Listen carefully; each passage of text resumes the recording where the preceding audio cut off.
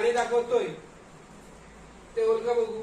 हे किती आहे बघ, किती आहे? 1 रुपया. शाबास. हे किती आहे बघ, 5 रुपया.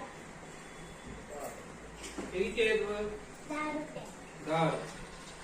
हे किती आहेत बघ, 2 रुपया. 2.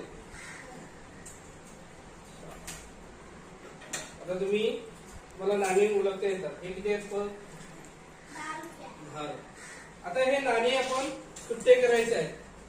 ते कसे करायचे याविषयी अभ्यास करायचा आहे. मुलांनो, आपल्याला माहित आहे की नाणी किती रुपयांची असतात.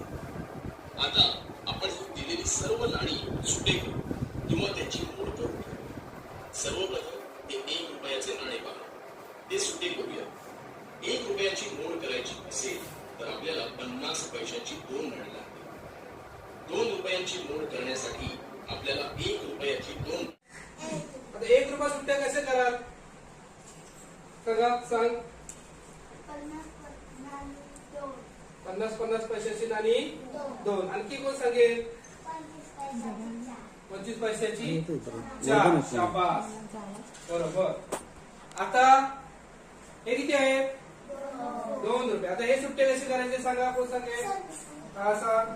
1 रुपयाचे नाणे 2. 1 रुपयाची 2 किती सांग. 4. हा, 50 पैशाची नाणी किती? 4. 4. तू सांग. 25 पैशाची 8.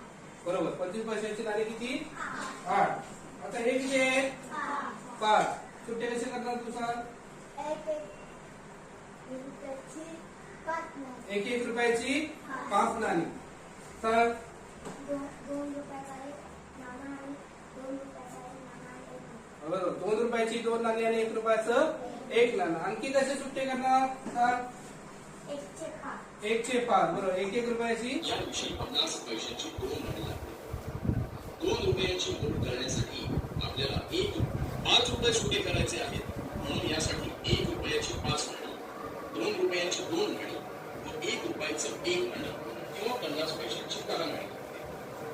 10 रुपयाची मोड करायची आहे. त्यासाठी आपल्याला 50 पैशाची किती नाणी लागतील बरं?